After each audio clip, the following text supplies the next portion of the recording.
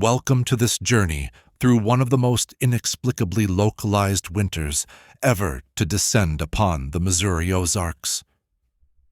In the years when cold was expected and endured, when entire regions froze together and thawed together in the natural rhythm of seasons, when your neighbor's winter was your winter, and weather made no distinctions between one farm and the next. There existed a property where winter arrived early, struck harder, and refused to release its grip even as surrounding farms experienced normal seasonal temperatures.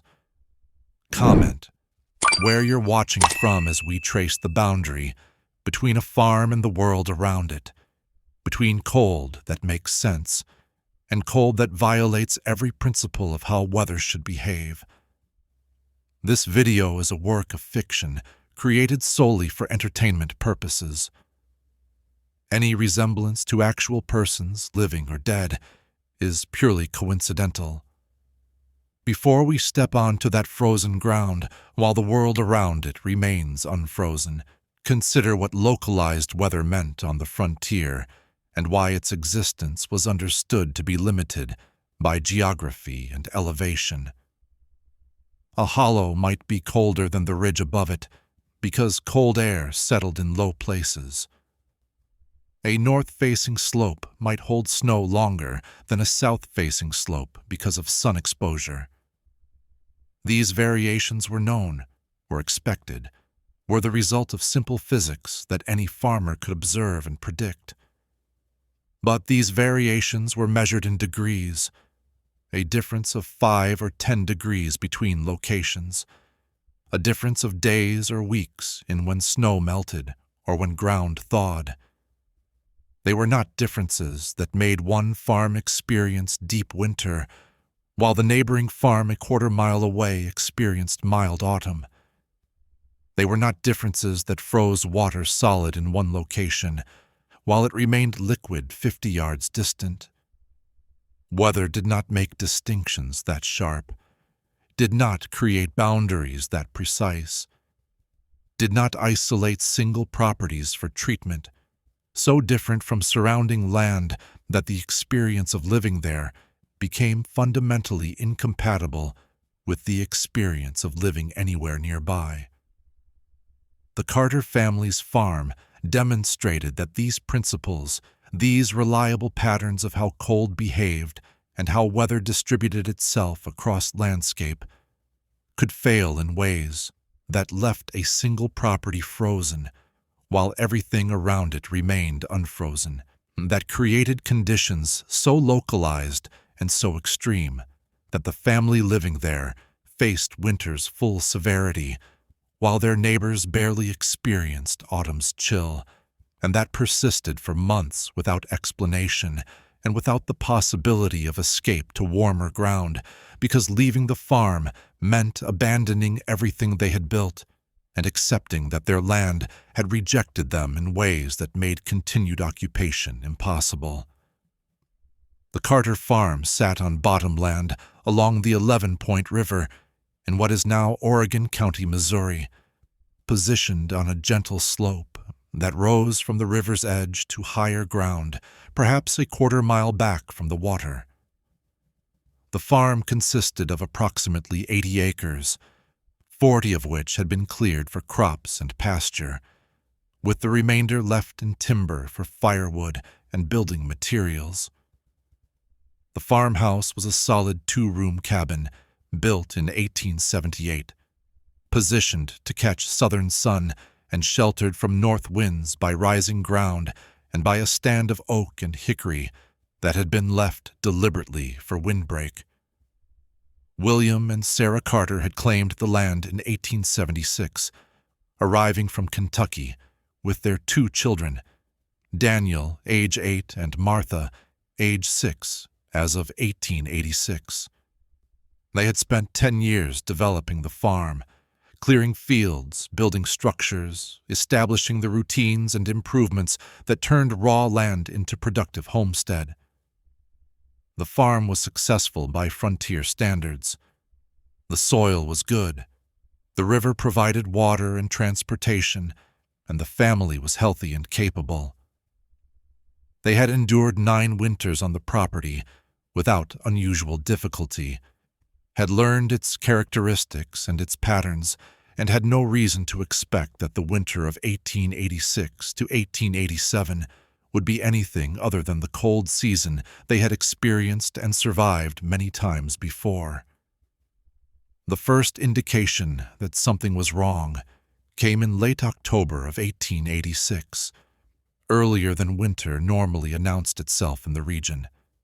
Sarah noticed one morning that frost had formed heavily on the fields closest to the cabin, thick white coating that covered grass and crop stubble in ways that suggested hard freeze rather than light frost.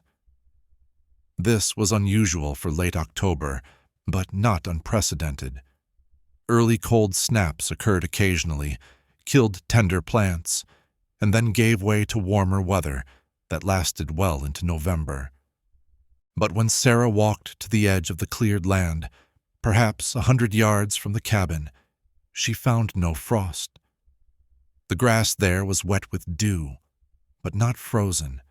The temperature was cool, but not freezing, and the transition between frozen and unfrozen ground was sharp enough to see clearly, a line across the field where white frost ended and green grass began.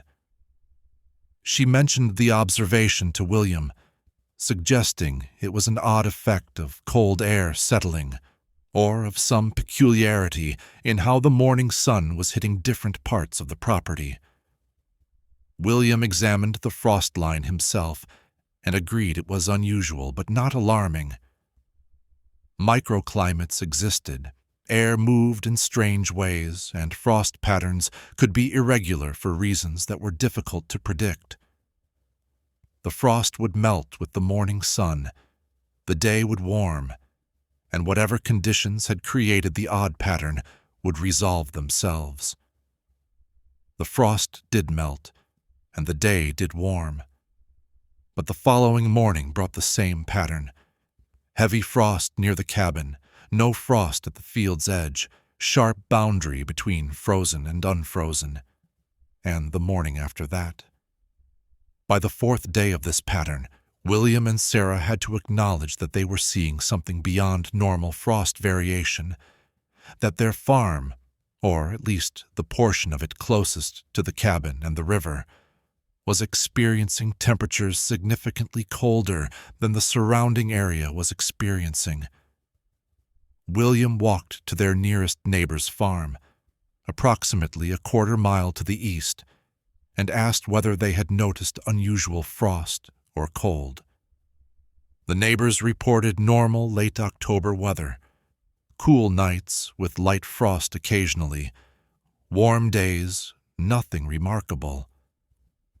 William invited them to walk back to the Carter property to see the frost patterns that were concerning him.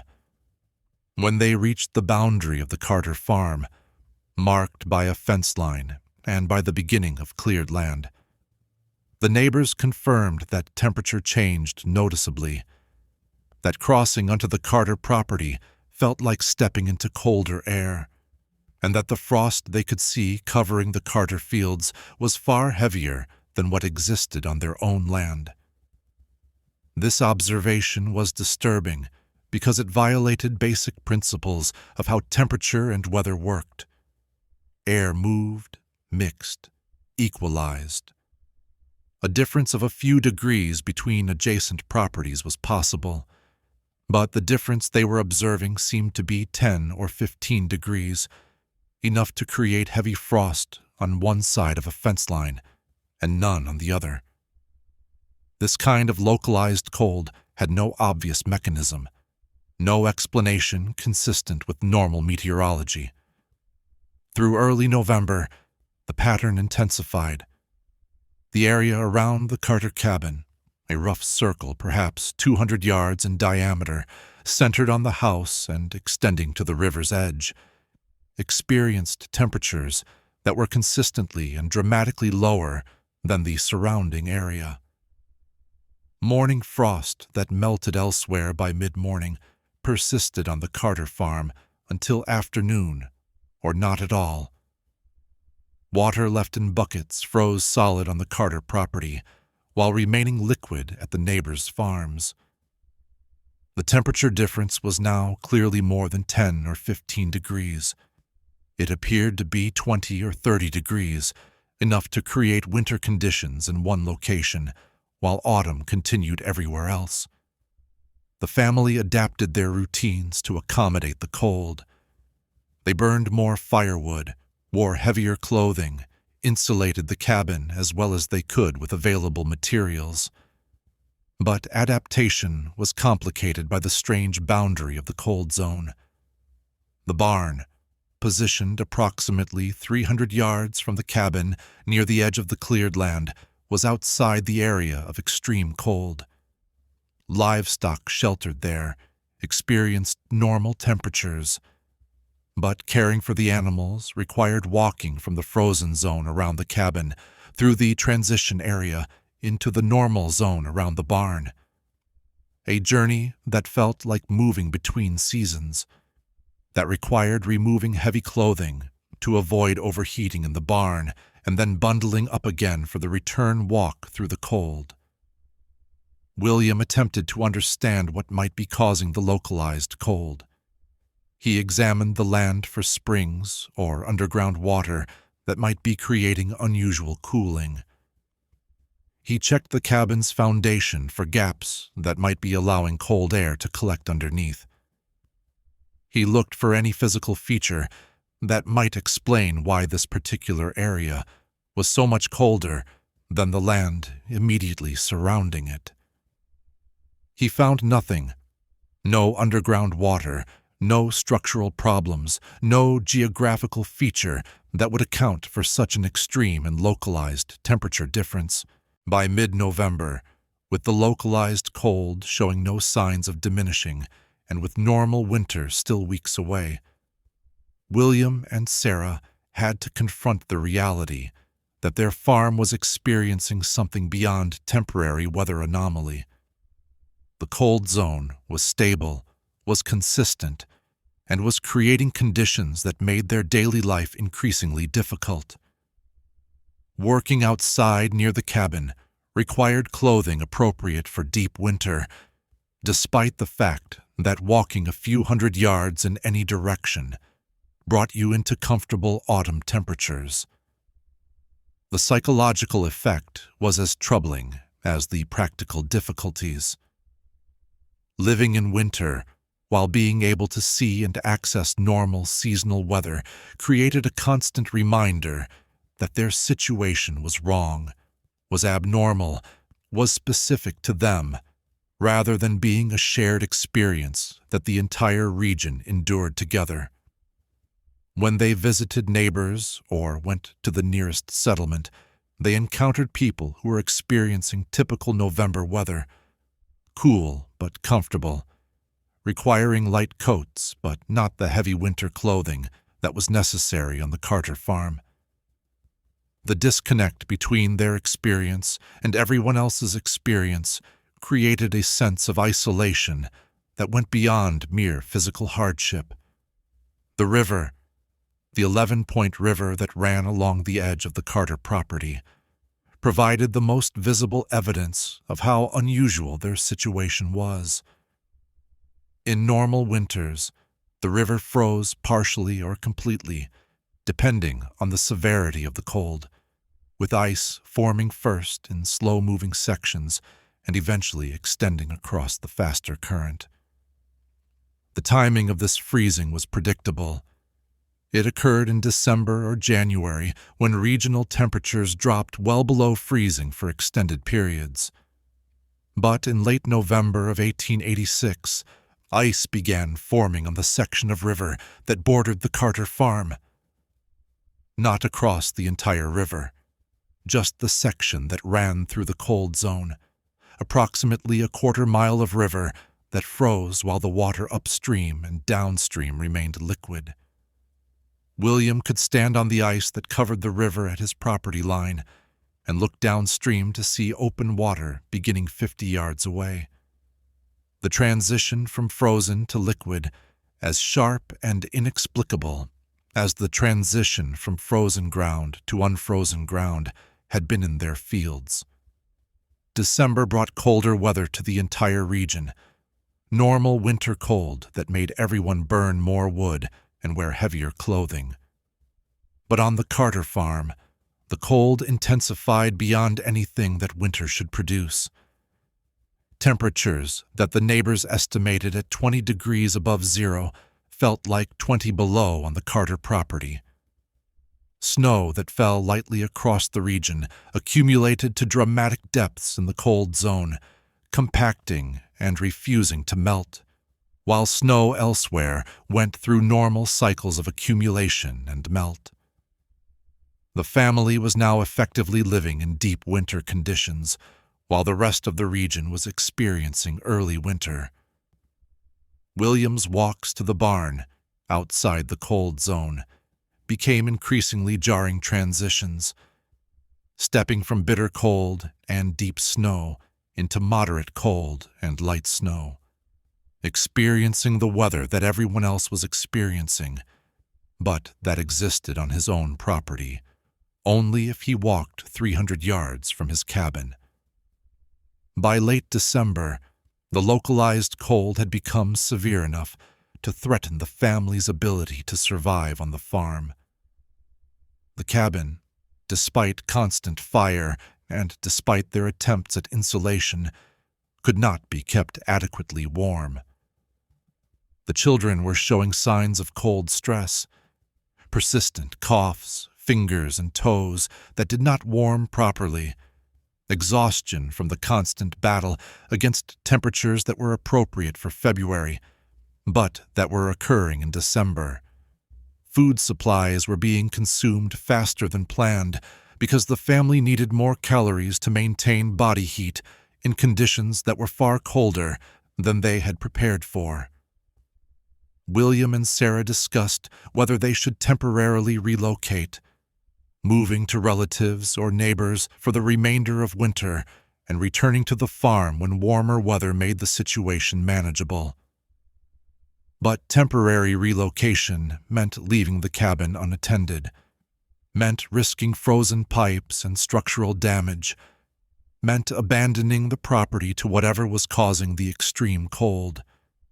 And more fundamentally, it meant accepting that their farm had become uninhabitable, that the land they had worked for 10 years had rejected them in ways that made continued residence impossible as long as the cold persisted.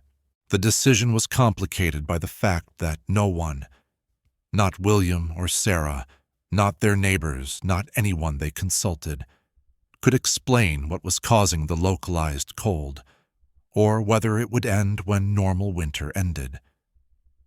If this was some temporary phenomenon tied to specific weather conditions, then enduring it might be possible and relocation might be unnecessary.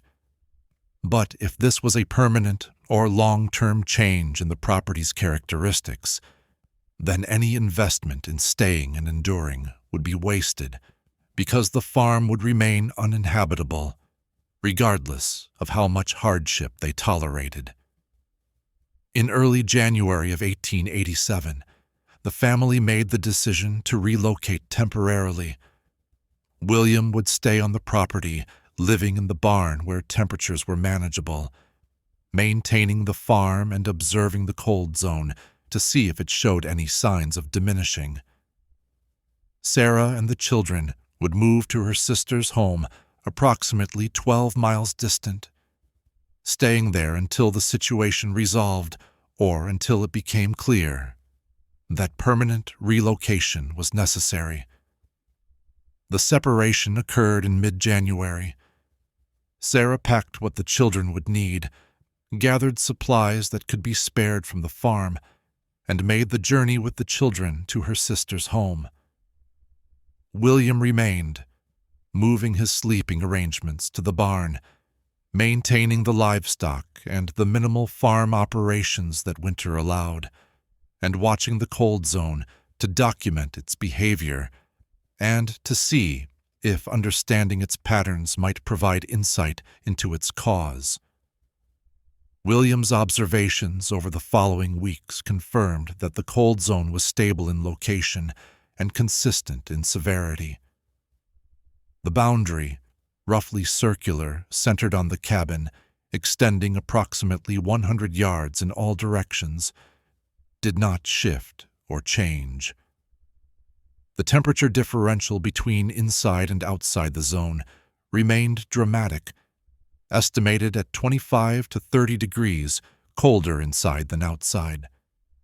The section of river that ran through the zone remained frozen solid, while water upstream and downstream remained liquid, or froze only partially. He also observed that the cold zone was not merely cold air that happened to settle in that location.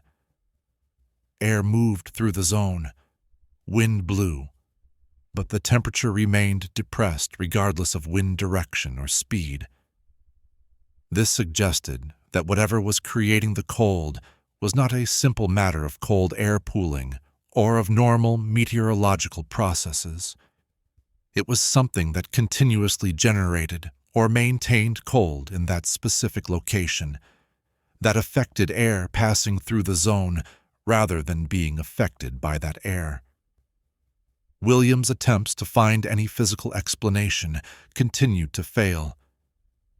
He dug test holes in the frozen ground, looking for underground ice or cold springs. He examined every aspect of the cabin and its surroundings for anything that might be cooling the area. He consulted with neighbors and with anyone he could reach who might have experience or knowledge about unusual weather phenomena. No one had heard of anything similar. No one could offer an explanation, and the consensus was that what William described should not be possible, according to any understood principle of how cold and weather behaved. By February, with the cold zone showing no signs of diminishing, and with normal winter weather beginning to moderate across the region, the decision was made that the family could not return to the farm as long as current conditions persisted. William could endure living in the barn, but that was not sustainable for a family with young children, was not a life that could be maintained indefinitely, and represented acceptance that the farmhouse and the land immediately around it had become uninhabitable. The property was listed for sale in March, with full disclosure of the temperature anomaly affecting the area around the cabin. Not surprisingly, there were no buyers. Who would purchase a farm where the house was surrounded by a zone of extreme cold that had persisted for months without explanation? Even at dramatically reduced prices, even with the offer of the land and structures at a fraction of their value, no one was willing to take on property that might be permanently affected by conditions that defied understanding. By April, as spring arrived across the region and temperatures rose into the 50s and 60s during the day, the cold zone on the Carter farm persisted. The area around the cabin remained frozen. Snow remained on the ground in the zone, while it had melted everywhere else weeks earlier, and the section of river through the zone remained, at least partially, frozen, while the rest of the river ran full with spring melt. The property was experiencing deep winter conditions, while the surrounding land was experiencing spring, a differential that was now 40 or 50 degrees, enough to create not just discomfort, but a completely different season in the space of a few dozen yards.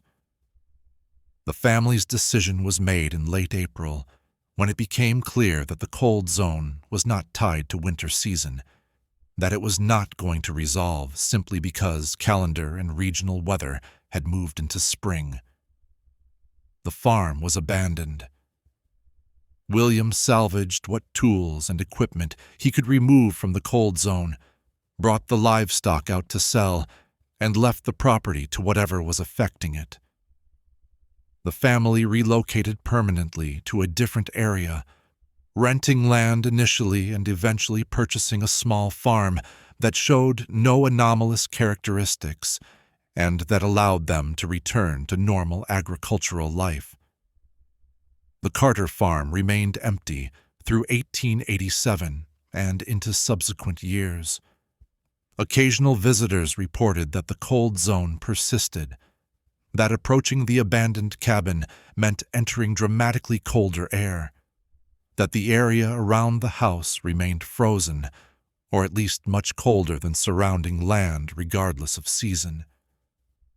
The cabin deteriorated rapidly, its logs suffering from the constant freeze-thaw cycles that occurred at the boundary of the cold zone, its roof collapsing under the weight of snow that persisted there when it existed nowhere else in the region. By 1890, the farmhouse was a ruin, and the cleared fields were returning to forest. The property attracted some attention from people interested in unusual phenomena, from newspaper reporters who wanted to document the cold farm for curious readers, and from a few individuals who thought they might be able to profit from a property that apparently maintained its own winter, regardless of season. But no one succeeded in using the land or in explaining the phenomenon, and the property gradually faded from active interest into local legend. The farm that stayed frozen, the land that rejected warmth, the place where winter refused to leave. Modern investigation of the site is complicated by the passage of time and by uncertainty about the exact location. The 11-Point River is now part of a scenic river system. The area is largely forested, and the landmarks that would have identified the Carter property have disappeared. But local folklore includes references to cold spots along the river, to locations where the water freezes when it should not, and to places where the temperature drops noticeably even in summer. Whether these reports represent continuation of whatever affected the Carter farm, or whether they are simply the result of normal microclimates being interpreted through the lens of historical accounts is unclear. No systematic study has documented persistent, localized cold of the severity described in the Carter case. But the historical record, including Williams' detailed observations, testimony from neighbors, and accounts from visitors to the property, provides consistent evidence that something unusual occurred on that farm during 1886 and 1887, something that created cold where cold should not have existed and that persisted beyond any reasonable time frame for weather anomalies. Various theories have been proposed to explain what the Carter family experienced. Some suggest that underground water or geological features created continuous cooling through evaporation or through thermal effects, not well understood at the time. But these mechanisms would not explain the sharp boundary of the cold zone or the extreme temperature differential observed. Others propose that the family misperceived or exaggerated normal microclimatic variations, but this requires dismissing the testimony of neighbors and visitors who confirmed the temperature differences and who observed the frozen river section while water upstream and downstream remained liquid. The most troubling possibility is that the accounts are essentially accurate, that a single farm experienced sustained localized extreme cold for reasons that neither 19th-century observers nor modern meteorology can explain, and that the phenomenon either eventually dissipated or continues in some reduced form in a location that is no longer precisely identifiable. If this is the case, it suggests that weather and temperature can behave in ways that violate our understanding of how they should distribute across landscape. That localization of extreme conditions to single properties is possible through mechanisms we do not comprehend, and that the land itself can demonstrate characteristics that make continued human habitation impossible. regardless of the physical improvements or the investment that families have made in trying to live there. We have reached the end of this journey through one of the Missouri Ozarks' most precisely localized mysteries, a farm that froze while everything around it remained unfrozen, that experienced deep winter while neighbors experienced mild autumn, that was surrounded by a boundary sharp enough to see and feel, but that had no physical marker and no explanation consistent with how weather should behave. The Carter family's farm froze before the river did, and when it finally froze the river itself, the ice extended only as far as the property line, as if the cold recognized boundaries that temperature should not acknowledge, as if the farm itself had been marked for winter, regardless of what season prevailed everywhere else, creating a circle of frozen ground and frozen water and frozen air that persisted for months, while the world around it moved through normal seasonal progression, leaving a family to choose between enduring conditions that made their home uninhabitable and abandoning land they had worked for a decade, because some characteristic of that specific location, some mechanism that neither they nor anyone who tried to help them could identify, had decided that winter would not release its grip on those particular 80 acres, regardless of what calendar or regional weather or basic principles of meteorology suggested should occur.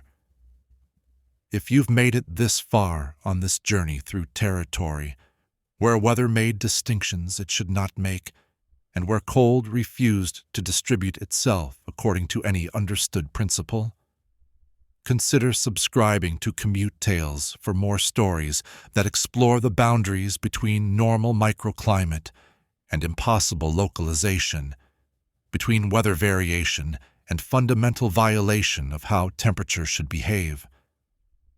Leave a comment sharing your thoughts on what could create such extreme and localized cold, on whether you would have stayed longer or left sooner, on what it means when a single property experiences a different season than the land surrounding it.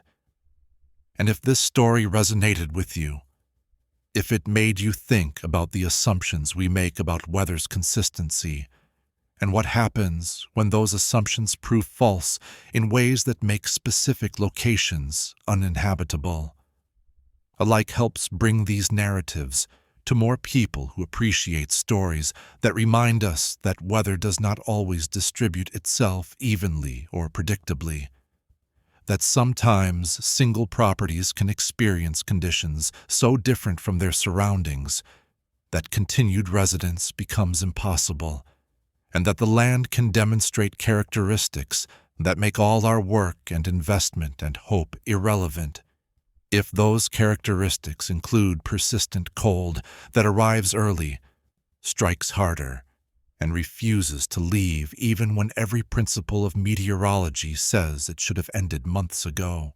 Until our next journey into territories where boundaries exist that should not exist, and where weather respects property lines it should not acknowledge. Pay attention to the temperature as you move across landscape.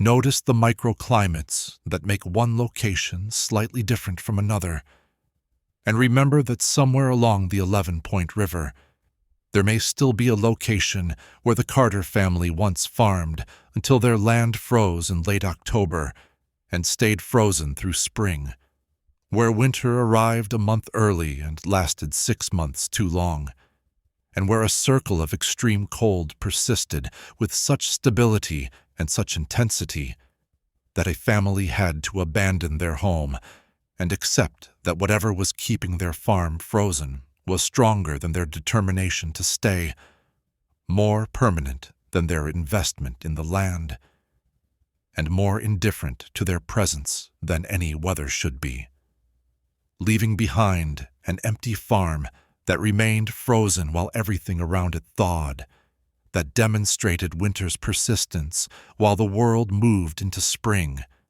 and that finally drove them away, not through single catastrophic event, but through the slow grinding realization that the cold would not end, that the land had rejected them, and that some places simply will not support human habitation, regardless of how much we want them to, or how hard we work to make them home.